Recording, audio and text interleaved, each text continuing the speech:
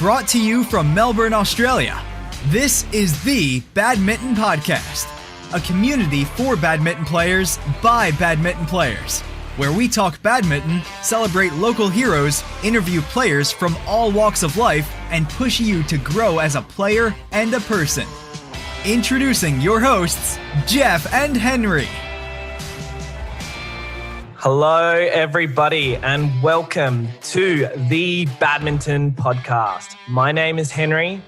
And I'm Jeff. And we are the founders of Volant. We're the proud sponsors of this podcast, okay? And what I want to do is talk quickly about Volant Wear. Volant Wear is the most versatile badminton apparel you'll ever own. But why are we here tonight? We are here because we love the sport and we love the community and we want you to grow as a player and as a person. So thank you for joining us. We are super excited today with our next episode of our podcast. Today we've got one of my really good friends that we were just talking about it before. I've known him for over 20 years. We met when we were playing junior badminton tournaments in Melbourne, Australia, and we've gone on to play for the country actually at the Youth Commonwealth Games in 2004 and also some really fun university games experiences as well. My really good friend, his name's Ferdi Mack. Don't be afraid to fail in whatever you do. I think failing is fine. Learn when you lose and more importantly, learn when you win as well. Always remember that there's someone who will be working as hard, if not harder than you. Just because you think you're working hard or you're training hard, there's always someone out there that's doing that extra workload than you. So prior to this podcast, what I did is I asked Ferdi for a bit of a description about him. And first of all, he replied and said, nah, you just still write it for me. And I said, no, you write it because I couldn't be bothered. So this is what he came up with. All right, so brace yourself. All right, when you're in Hong Kong, and when you're born in Hong Kong, people automatically assume that you play badminton for all of your life. But in contrast, it was by chance that Ferdi actually played badminton and he had to migrate to another country to get him involved in the sport. He represented Victoria and Australia in his younger days. And what he's done is he's applied all of that he's learned in his daily and professional work life. So he's moved back to Hong Kong at the moment and he's delighted to share his story in badminton, as well as his transformative adventure to work in one of the biggest professional social media platforms, LinkedIn. And I'm sure everyone here knows LinkedIn. Hey, Ferdi, thanks for being on the podcast. Hey, guys. Thank you for inviting me. I was hoping that I get this applause sound coming in when you guys are introducing me. But I got to say, guys, the intro was awesome. I've been listening to all of your podcasts and obviously seeing you guys evolve and, play around with the intro and yeah, that intro was awesome, guys. Not introducing me, but introducing Volant Wear. So just making sure I get that right. No, it was good. I liked your introduction as well, Ferdi. I liked a bit of a change there because usually it's pretty like, this person has done this and this, but yeah. You've added a bit of character there, Ferdi. So you've got a podcast in you yet. Oh yeah. Well, hopefully after this one, I've gained some confidence and be able to start my own.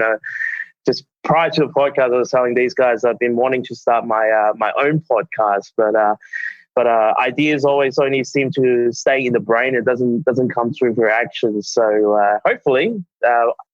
If I'm good enough, maybe I'm going to be a long-term guest host. That'd be cool. Absolutely. And just before we continue, for our audience, what is this new podcast that you're going to create? Well, what's its name? What's the plan? Oh, what's the idea, not the plan? That's the thing. Well, I mean, the plan actually was quite similar to you guys. Just create something that people would listen to, easy to listen. I love sport, and I watch NBA.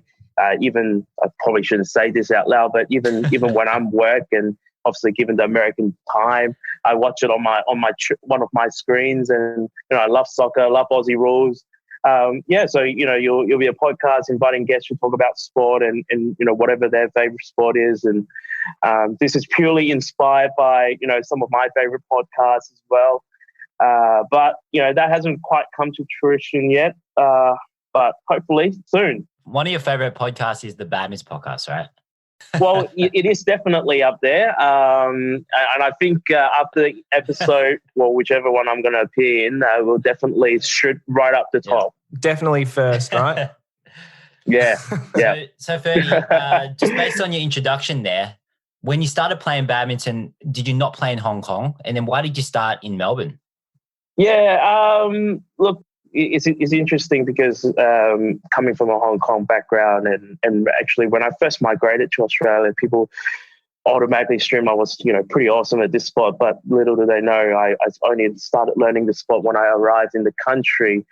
My infamous cousins, well known in the badminton community, they're obviously a lot more active in the junior days, and when I first migrated, I stayed with them.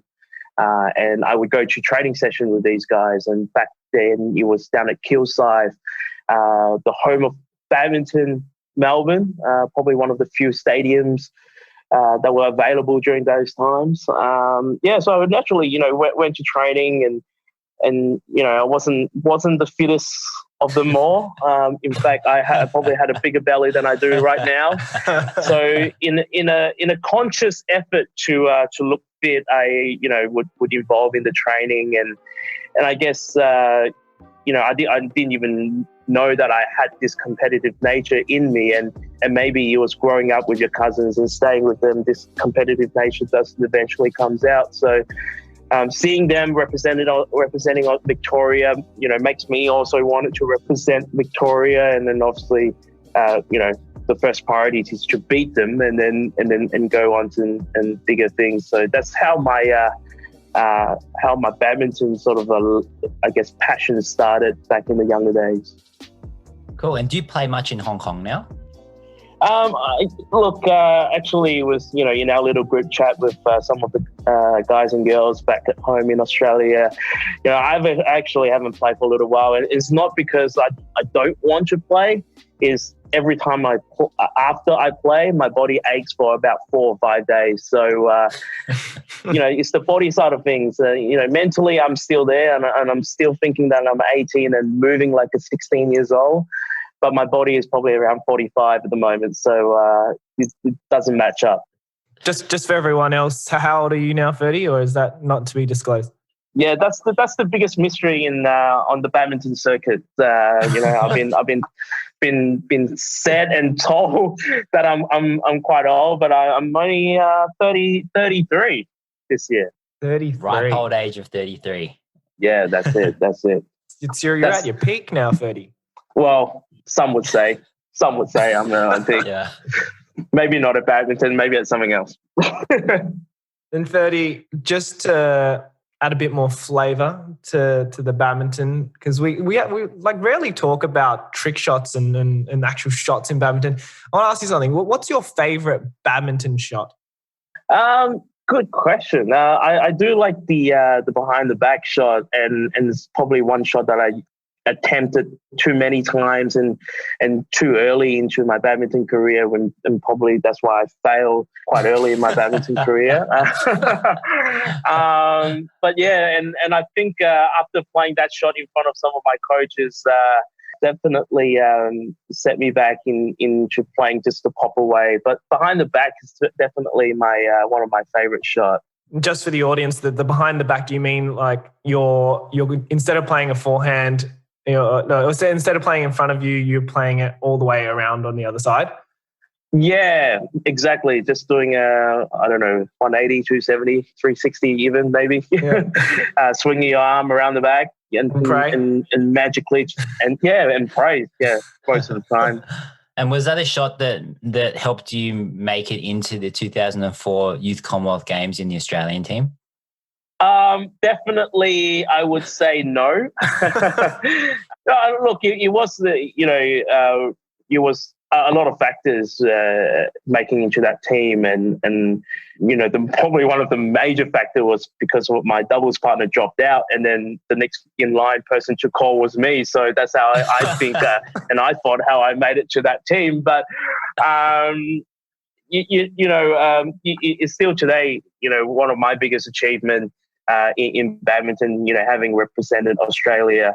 I know Jeffrey would probably want to say that our Melbourne University wins back in 2000? It was 9 then. 2009 would be my other highlight. But I would have to say getting the Australian badminton jacket, the old school badminton Australia jacket was my highlight in terms of achievement. I remember that jacket. Can you tell me a bit about this jacket?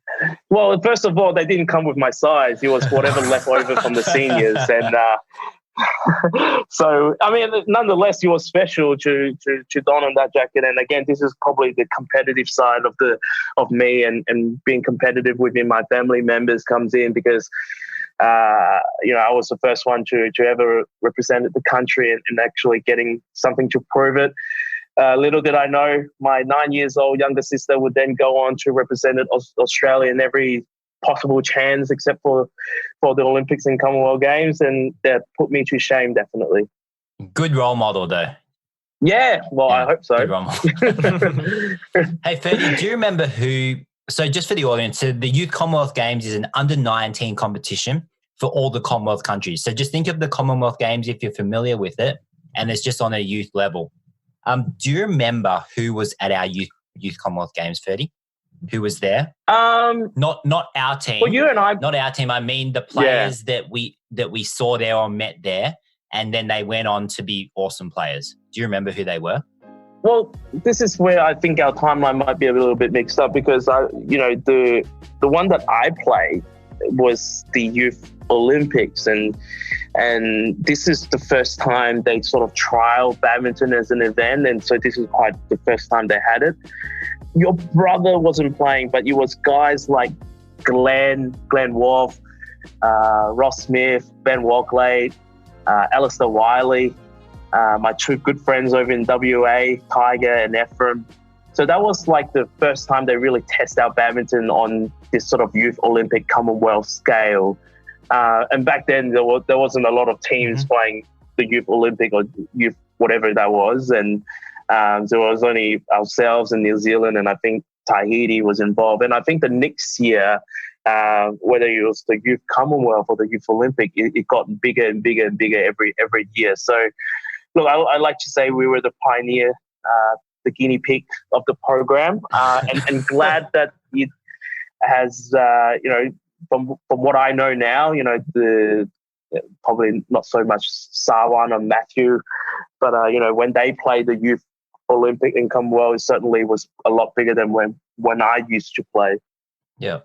So I did get my timelines mixed up. So from the Youth Commonwealth Games in 2004, I think I played in. It was the players that were there were Tan Boon Hong. Yep. So I played against him and Hun Tien Hao, and they just I think they just won the World Juniors or came runners up. Yeah.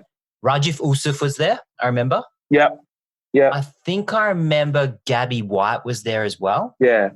And I think Gabby White. Yeah, I think if memory serves me right, and then the following year where you guys went to World Juniors, I think Leon Day was on that one. Yeah, Leon Day was my World Juniors. On that one. Tommy Sugiarto, Leon Day. Yeah. So for those who are playing at home, I am a little bit older than Jeff, so that's why there's a bit of a timeline confusion there. Yeah. Sorry about that, guys. All good. So Ferdi, we've gone through kind of a few of your achievements and badminton, and you got into badminton when you came to Melbourne. Yeah. We just want to relate badminton back to where you are now. Yeah. So we'll go into your professional career and everything like that in a second. But what do you feel, other than the competitive nature you talked about, what do you feel badminton has really helped you with in your life? And what did it teach you? Do you think you'd be the same Ferdi Mak that you would have been without badminton? Definitely not. Definitely not. I think, you know, the competitive nature is obviously a big component, a big part of it.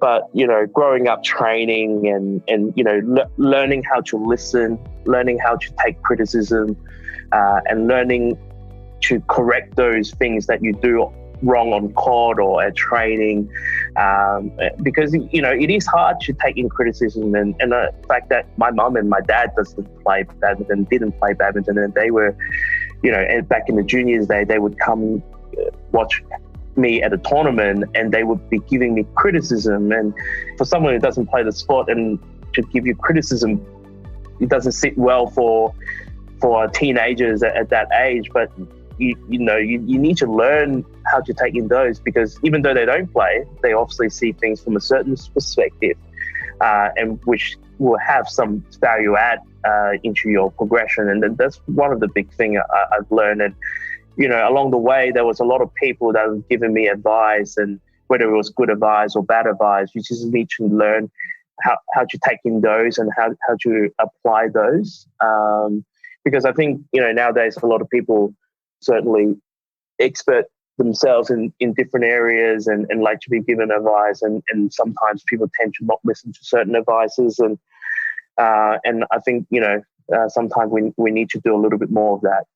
This is great, Ferdi, because this is something that no one has brought up on the podcast just yet, but I feel that it's a really important factor or point that translate into our personal and professional lives, actually receiving feedback, whereas most people really want to be the one giving feedback, but rarely do people actually often want to hear it and actually take that advice on. So yeah, that's a really good one. Yeah, and you know, up until now, you know, 33 years of age and working professionally, and I'm at times there's still part of me that does this, and where maybe a little bit ignorant of me, but, you know, not willing to listen to other people's advice. But it turns out, you know, these advices are as valuable as ever. And I mean, and you know, coming back to that point as well, I'm not sure if Jeff remembers, but I remember vividly when I first started in badminton, you know, around that under 13 and under 15 age. And this is a time where, again, this is jotting down the memory lane down here. You know, we're talking about guys like Sasha and Rick and Jason and all those guys. And I used to be the last of everyone because, you know, I started my journey a little bit later. So being in that bottom pit and coming up to guys like Jeff and always losing to you guys, and you can get disheartened, and especially at that age when you're in that development.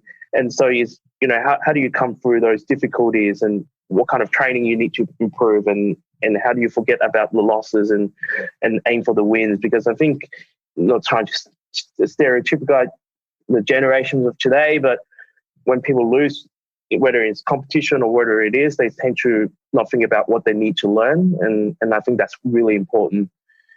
Is whether it's, you know, is a job offer getting turned down or not being successful at a test or whatever it is, we need to find something that we learn from it and correct it. Yeah, it's really good. Just being able to take that feedback and not be offended by it, not feel judged by it, but just take it for what it is and just move forward using that advice as a way to improve yourself. I think that's really important. So yeah, thanks, Ferdi. It's good. It's good. Just moving on to, say, your career now. So we've talked a bit about badminton. Let's go into your career and where you are right now at LinkedIn in sales and recruitment. Yeah. So what was the journey of your professional career? So you went to university, what did you do? How did you go after for work? Why did you move to Hong Kong, etc.? Love to hear just a bit of your story. Yeah, so I went to Melbourne Uni, your University of Melbourne, they'd like to be known as. Did a property and construction degree there.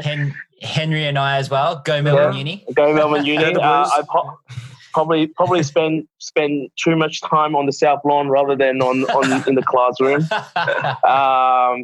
Yeah, it explains a lot. But and I did a property and construction degree. And to be honest, I really didn't know why I went into to do that degree. And coming from an Asian background and Asian parents, and you know, my mum, my dad, more so my mum wanted me to do, you know, the typical being a doctor, being a lawyer, that kind of stuff. And then when, you know, she realizes her son's probably not going to get the marks to do those, and then she thought about other stuff, and and commerce was definitely something that was on the agenda, and seeing how many thousands of people graduate from just Melbourne Uni alone, I thought, commerce might not be the right path, and property construction looked interesting, and yeah, went into, did that degree, and what was supposed to be a 4 years degree took me 5 years.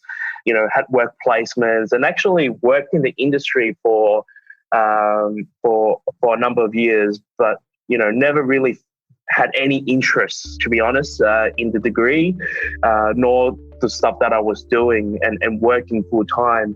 So I came across a crossroad there, and by chance, a dear friend of mine who also happened to be a very good badminton player, Alex Chan. He represented Malaysia in World Juniors 1 year, and he sat me down and gave me advice and said, "Hey, do you want to get into recruitment?" I still remember this to this day because we basically sat in Chaston, the shopping centre, and with a sheet of paper, he was saying me, "Hey, in recruitment, you can earn this, and this commission." I was like, seeing dollar signs everywhere. I was like, great, this is definitely me.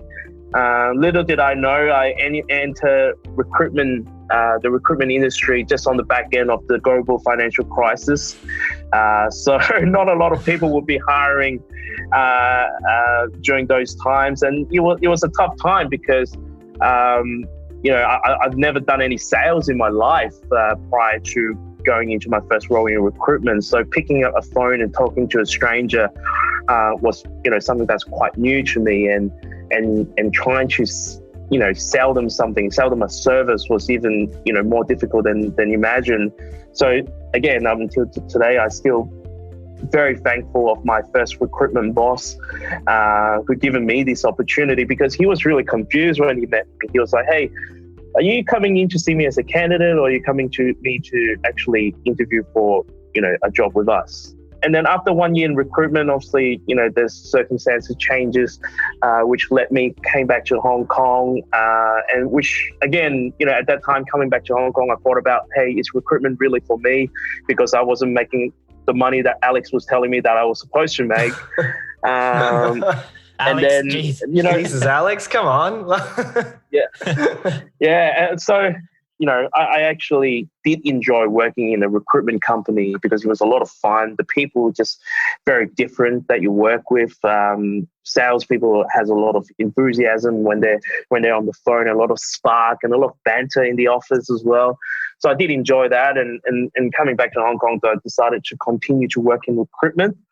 And then staying with a company for 3 years, and again, a chance arrived to work in Adidas or Adidas or whichever way you want to call it, which is obviously a big rival of Nike and Puma and all those other brands. So it was a really nice opportunity, a bit shorter tenure at Adidas, and then now three and a half years almost there, and then I'm here at LinkedIn. So it all started from a friendship in badminton. You heard it here, guys. The Badminton podcast. The friends you make in badminton get you fulfilling careers. And partners. Yeah. And partners. But I mean, tell us more about this partners bit. Probably not on this podcast. I will get myself in very hot waters, let's just say. All right. We'll skip that part. We'll skip that part for Ferdi's own podcast. Yeah, we don't want to.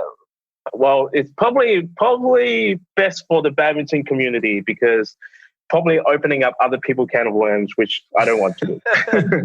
No, but I mean, one thing that sort of in the later part of my career, sort of I found out, and I'm not sure you guys probably can relate to this as well, is a lot of the time is not what you know, is who you know.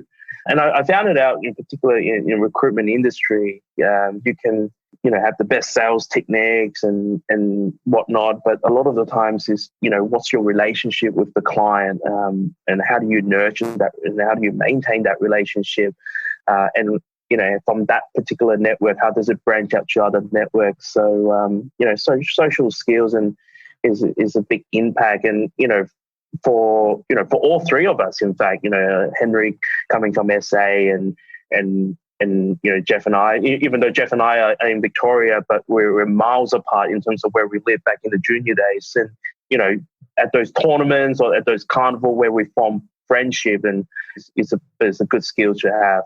Absolutely. The people that I've met through badminton I can't even express how lucky I am to have met all these people through the sport. So it's definitely played a huge part of my life as well. Yeah. So Ferdi, at LinkedIn. So how long have you been at LinkedIn for? I've been working here at LinkedIn for close to 3.5. So I've just done 3 years now. Yep, sure. And in terms of sales and recruitment role in, say, social media or a tech company, is that different to the other recruitment that you've done? Maybe for those who are playing at home, just clarify a little bit. Working at LinkedIn, what my role and my position at LinkedIn. So I step away from recruitment now, more into an account management type role here at LinkedIn. And while I actually still the clients that I service are all recruitment agencies in Hong Kong and in Taiwan, and earlier on I cover markets in Vietnam and South Korea.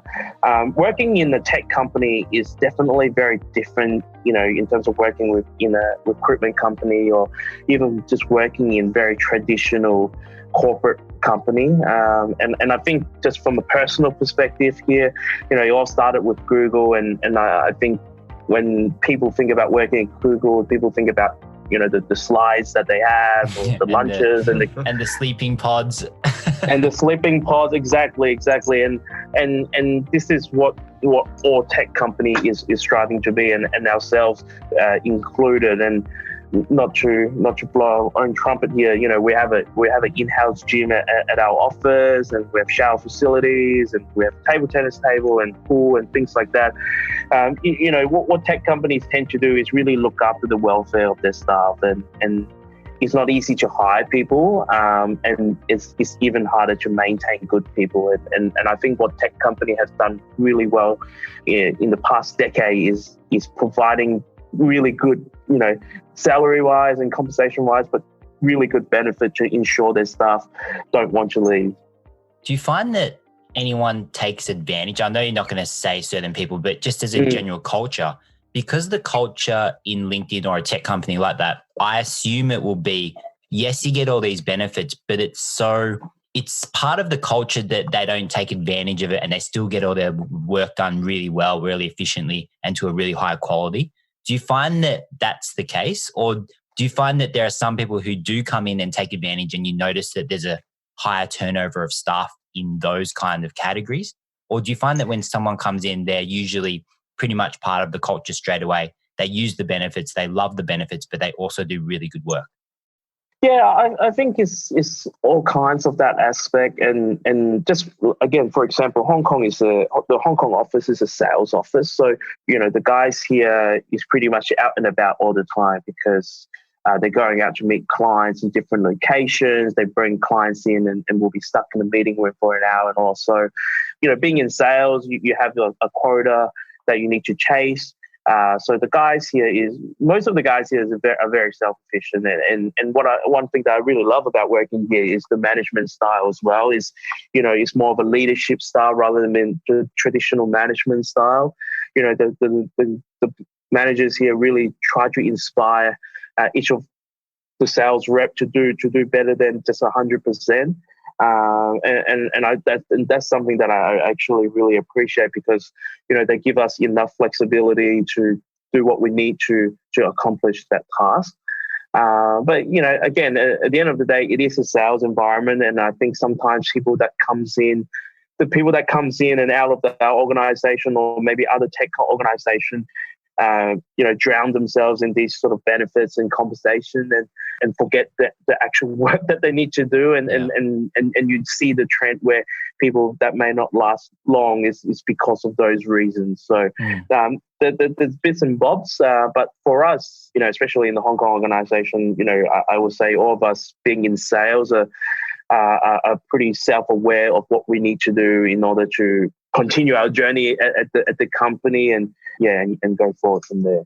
Ferdy, I'm just going to quickly interrupt. I'm not sure if Henry, you had a question there, but I'm just going to interrupt anyway. Sorry. Go for it. When you were talking about the managers not paying, like having a leadership role and really inspiring people to do really good work. Yeah. Can you give me an example of how you do that? Because for me, in theory, yes, that's all very well. Be the leader. Leader eats last, right? And they inspire, they lead by example. They don't demand things. They go and do stuff with you. So they're part of it. But how does that actually look? Because in theory, it sounds all good. It seems like it would work. But when you feel inspired or you've seen a manager or a leader inspire other people, how does that actually look in terms of an example? Can you tell us? Yeah, I'll probably use a few examples here. And I think, the inspiring part comes from a few different forms. And a lot of the times the leader themselves takes the action and really does the hard work and does all the dirty work for the refs like ourselves. And whether it's result-wise, they will prove to us that this is possible and use that as an inspiration. Or, the other thing is giving us trust, because I think trusting someone within the corporate world is very undermined, and especially in the society today, trust is not something that goes around cheaply. So, for the leaders to trust us and say, hey, here's your quota, run with it, and I trust whatever you do to bring me the result. And I think that's a big thing for leaders to inspire others. Maybe this is in the Southeast Asia or Asia setting. There are still managers who uses very traditional ways of, and the word that gets thrown a lot is micromanagement. Looking over your shoulder, seeing what you're doing, and even have what we call KPIs, key performance indicators, to measure the success of what you do in a workplace.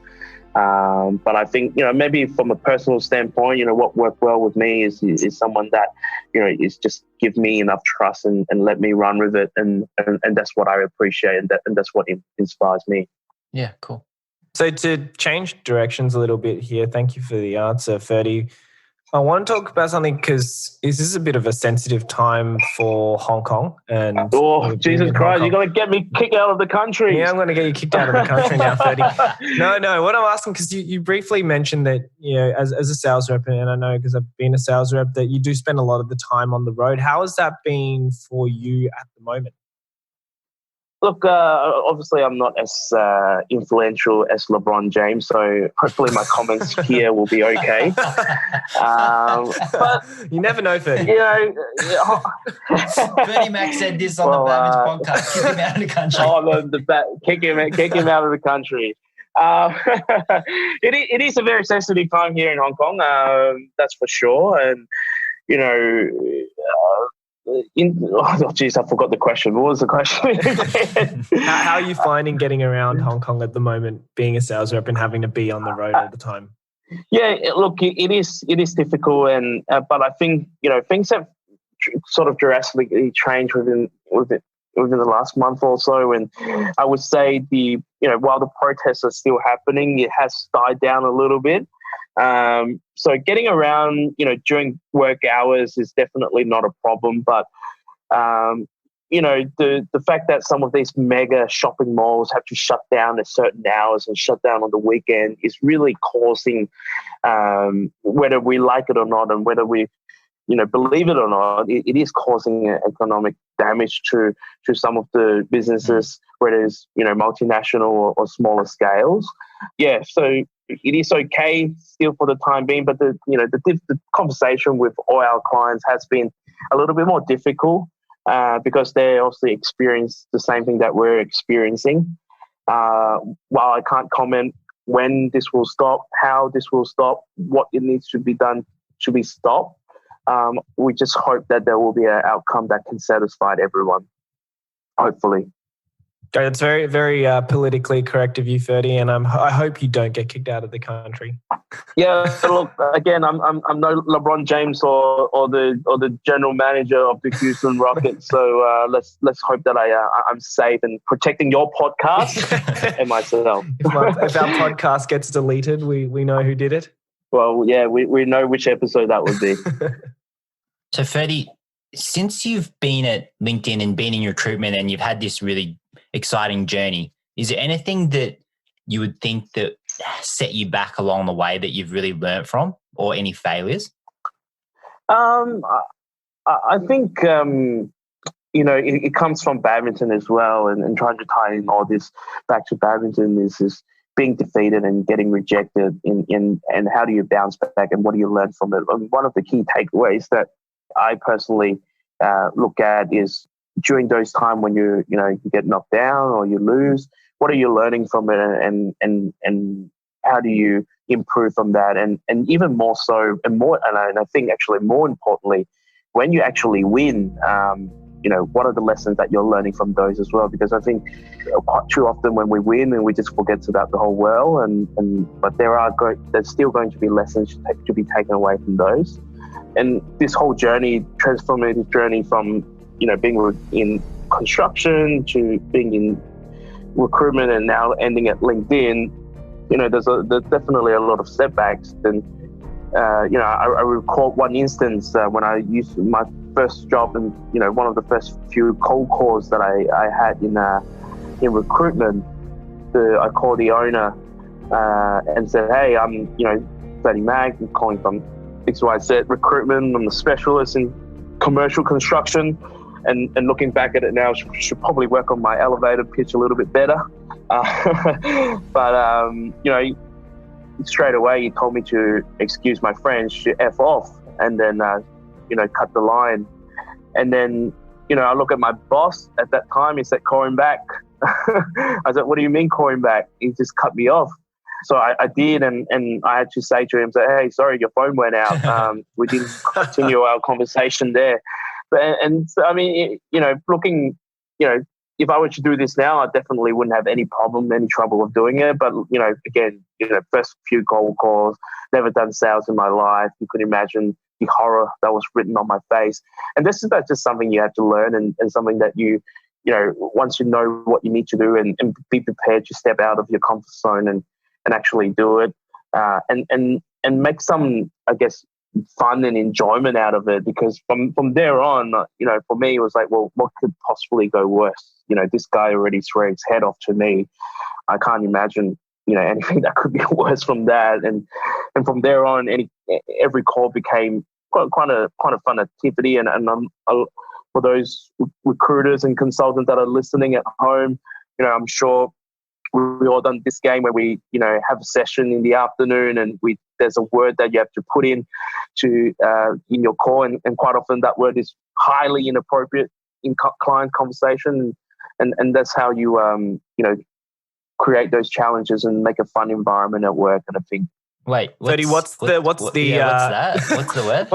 What's the best word that you've used in conversation and gotten away with? Again, the word that I will say will probably get you guys banned, or the explicit label on the Badminton podcast. So let's just keep it clean for our listeners for the time being. Maybe as I'm more comfortable as a guest host in the future, those forbidden words will come out. So what's the whole idea behind it? You just have to put a word in there somehow. And so you imagine you have to talk about a body part, and then and just have to put that body part in as part of your conversation with the client, and you have to say it out loud. And obviously, the more you say it, the more points you get. And then at the end of the day, whoever doesn't get any points, drinks on them. Also, so is this a company approved activity? You can say so. You can just say amongst work colleagues. Well, podcast over. No, I mean, it's funny because this is what recruitment can be like. And I think I was saying to my boss earlier on, like a lot of us get into or have gotten into recruitment by chance, but no one ever really knows what recruitment is like. What is it like to work as a recruiter? What is it like to work in a recruitment agency? What's the culture like? What do you have to do? And they don't teach you that at uni, and definitely there's no course. I think in Australia there's real estate courses that will get you the license, but there is no recruiter license, so to speak. So, a lot of it you learn on the job, and it's practical. And I'll be very interested to share those recruitment stories and what it's really like to work in a recruitment agency with listeners if they're interested. Sure. So, Ferdi, should you give us a certain word that Henry and I have to say during each podcast? Well, I think let's leave it to the next pod because there's no point of doing it now, right?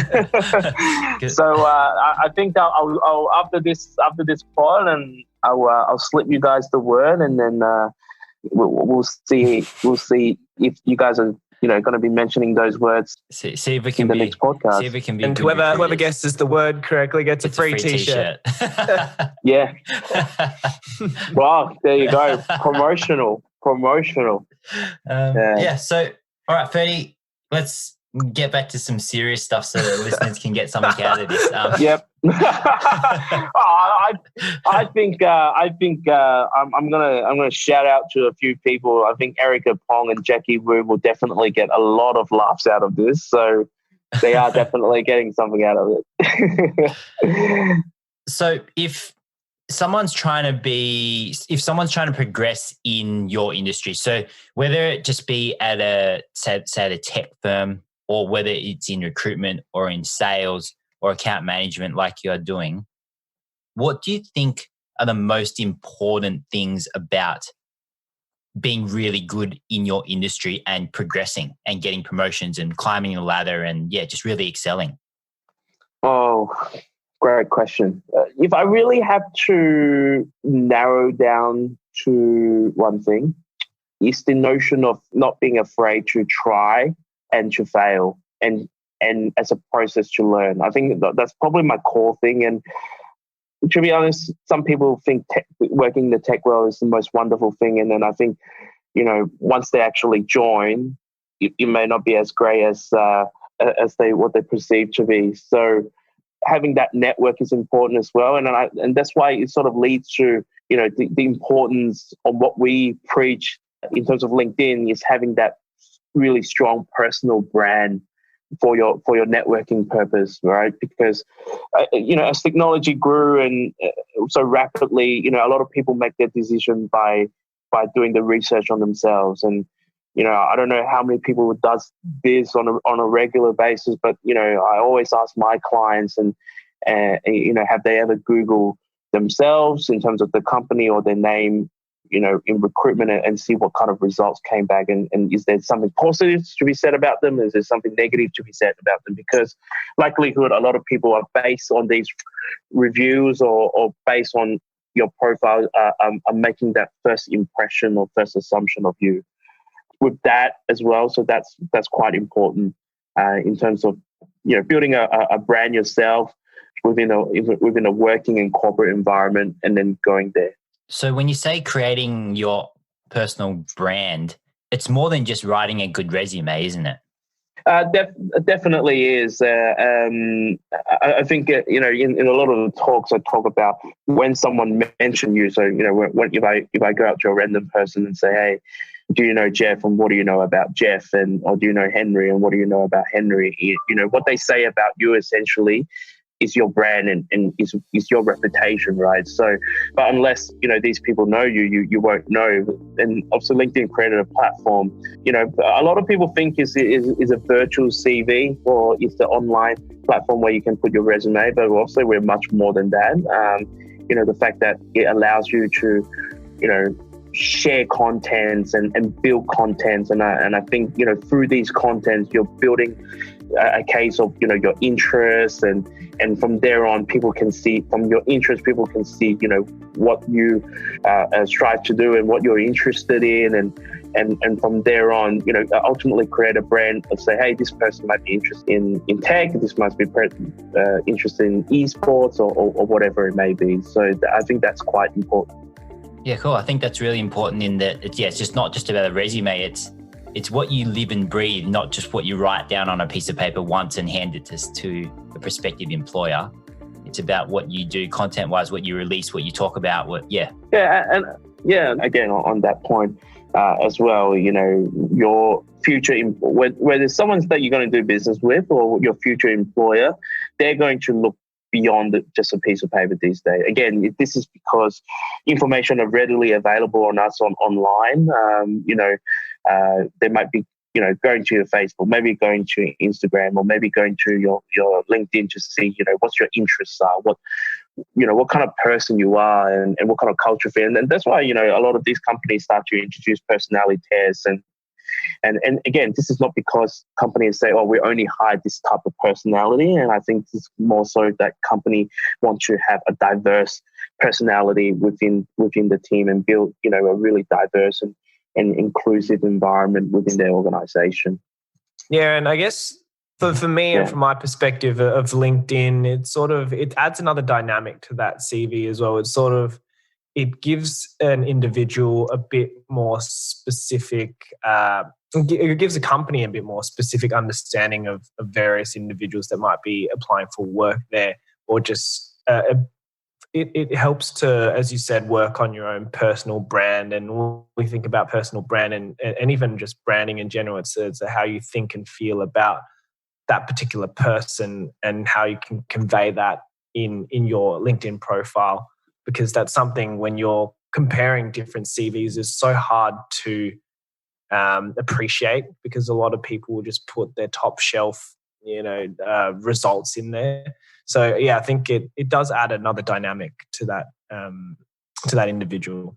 Yeah, I absolutely agree on this point as well. And I think it's sometimes unfair judging people just based on a piece of paper, whatever you write on there. So whether it's LinkedIn, whether it's Facebook, whether it's other platform, does give you that exposure of this person, what this person really is, or who this person is really like. I mean, a lot of the times, companies are thinking about, whether it's culture fit or whether it's personality fit or whether it's management fit and things like that. More so important than certain skill set, and the fact that these people is going to work better in teams is definitely more valuable than just having that extra skills and whatnots. And this is where it all plays into. So Ferdi, we're just coming to a close of this discussion and this podcast, because it's been really fun, and we could talk for hours on this, I think, but let's just keep it succinct so that all the listeners can take something from it and start implementing it in their lives right away. So if there were going to be 3 top things you've learned on your journey in your life, whether it be badminton, your professional life, recruitment, LinkedIn, doing all those things, what do you think that you would tell someone if you needed to give them 3 pieces of advice? Yeah, well, the first one's don't be afraid to fail in whatever you do. I think failing is fine, and which comes to my second point is learn when you lose, and more importantly, learn when you win as well. And I guess the third one is probably, someone actually said this to me while I was training intensively for badminton, is always remember that there's someone who will be working as hard, if not harder than you. So just because you think you're working hard or you're training hard, there's always someone out there that's doing that extra workload than you. So that's the line that I remember when I was going through training earlier days, and that's something that pushes me, whether it's in badminton and at work these days. Boom, that's huge. I love that last one, Ferdi. Yeah. You might think you're working your absolute butt off, but just remember there's someone doing that and more. So keep working. Annie Lee is the person that told me that. That name should ring a bell to you, Jeffrey. Oh, really? Yeah. Oh, that's a good thing that Annie told you. Yeah. Words of wisdom. Words of wisdom. Hope she listens to this. Okay, Ferdi. Just wrapping up here, how can listeners get in contact with you if they want some of your golden nuggets of advice just with regards to anything we've discussed or anything else? Yeah, look, before we conclude, just wanted to say a massive thank you for both of you for inviting me. It's been fun chatting with you guys, and it's been too long since we have chats like this with you, with yourself and Henry, so really appreciate it. English is no longer my first language, so hopefully my listeners can still understand me, or your listeners can understand me. I know there's a... Was it ever your first language? No, absolutely not. So you can probably tell by some of the write-up I've given you, Jeff. So, but yeah, no, really appreciate it, guys. Thank you, and you guys are doing amazing work. I always said I'm very supportive of guys who are starting their own business because I think it's one of the most difficult things to do. And I know you guys had a few bumps at the start, but you guys are obviously right on track and loving this Badminton podcast. So thank you for inviting me. Also, just lastly, seeing this is a badminton podcast, I wanted to shout out to my first ever badminton coach, Hanai Ping. She passed away Wednesday. Okay. I think it was this week. Yeah, she passed away. So she was my first ever badminton coach. She taught me everything in badminton. So, Coach, rest in peace. I know you are looking upon of all of us students. So thank you for your wonderful time. Ending in a good note, on a happier note, people can connect me on LinkedIn.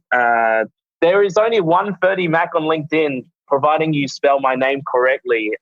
If you spell it F-R-E-D-I, you're probably not going to find me. Not Freddie. So F-E-R-D-I-M-A-K, 2 words. There's only one of me in the world. So if you come back to me and say you can't find me, I'll be disappointed. Okay, not Freddie. Not Ferdie Mack. Not Freddie, not Ferdi. All right. Ferdi, thanks so much for being on. Really appreciate you being on. And I think there was so much from this podcast that I got out of it, and I hope all the listeners did as well. Now, this is usually the part where I say what I got out of it and Henry says what he gets out of it. But usually I always go first and I always take his points, and he always... No, it's okay. You can go first. I was gonna give you the honor. No, it's okay. Okay, all right. You go. I hope this is Henry's one. But so from 30, one of your takeaways, the first one was not being afraid to fail and kind of, celebrating the failures, which sounds a little bit counterintuitive, but it does remind me of what I heard once from a salesperson. So I didn't hear it myself. I actually listened to it on a podcast, and it was some guy who is an awesome salesperson, and his dad used to make him go out and try to sell things and try to get people to say no. And I know it seems stupid, but because he was so used to getting the no and he would celebrate the no's, that when he went to go and sell to get a yes, he was so used to the no's that it didn't matter anymore and he wasn't affected by it. Because if you get affected by it, of course, by the 10th sale, even if that person was going to buy, they're not going to buy because you're in a really bad state. And that relates back to your story, Ferdi, when the guy told you to F off, that you picked up the phone and you had to call him again. So that was really cool. Were you going to continue with your takeaways, Jeff? No, that's it. Oh, that's it? Okay. Okay. All right, so you did... Great. We got some takeaway out of it. Didn't take my takeaway, but I'm going to follow on from that particular advice that Ferdi gave as well and talk about a podcast that I actually listened to a while back, a podcast that I quite like that I think maybe you've listened to this podcast as well, Ferdi, and I know Jeff has. It's How I Built This. And Guy Raz. That's correct, yes. And on this podcast, I believe the guy was talking to Sarah Blakely, the founder of Spanx. And when she was young, growing up, in her family, her dad, I believe, would ask her on a daily basis or a weekly basis, what did you fail at today? And it was not to sort of judge her for failing certain things, but it was actually to open her mind up to failures and actually be disappointed if there was nothing that she had failed at on that particular day. So I thought that was something that I found really captivating and have sort of taken on into my daily life and have tried to pursue things that I know I may not succeed at all the time. I remember that episode actually. Yeah. Mm-hmm. Yeah, I really enjoyed that episode. Nice. The other thing that I took away from this podcast that I really liked about Ferdi in conversation. And obviously I've had a lot of chats with Ferdi in the past when he was living in Melbourne, but nothing quite as long and nothing quite as deep. So it was quite refreshing to actually feel the way that Ferdi goes about his life just from the way that he communicates in this podcast, and how he goes about his life with a very strong growth mindset and the willingness to have to receive feedback and actually learn from that feedback as well, which I find is a very important point, especially nowadays when most people want to be heard and not really want to receive feedback. So yeah, I found that really refreshing. And I think that's a very good tip for listeners out there to accept feedback and to grow with it. And in addition, that's how the no, I was just going to say that's how the cookie crumbles. but also, what I love is just how Ferdi's just so like lighthearted about stuff as well. Don't take yourself too seriously. Bit lighthearted. Of course, you want to do really well in what you're doing, but just have that lightheart and just have a laugh about it. Because when we look back at things and we look at things in a different perspective, a lot of things we can actually laugh about. Exactly. So hopefully not this podcast. Oh yeah. Well, for the funny parts. No, for the funny parts. Yeah. And when people realize that we're going to be saying a few extra words in our other podcasts as well, hopefully we get a few laughs from that. Well, yeah. There you go. Your challenge is not going to be easy, guys. Let me show you that. All right. Let us know after. So for everyone listening, thanks so much for tuning in to the Badminton podcast. We had so much fun. I had so much fun today talking to Ferdi, and we want to keep introducing you to people like Ferdi from all walks of life, whether they're professional badminton players, social badminton players, state badminton players, because we want to hear their stories about badminton, about life, what they're doing in their professional life, what they like to do outside their professional life and badminton. We just want to make it so that you can hear people's stories and you can learn and see yourself in their stories so that you can apply the things that have worked for them. Because remember, success leaves clues. We don't need to recreate the wheel. We just need to know how people did it and we can adapt it into our lives. So we're going to have more people like that onto the podcast for you.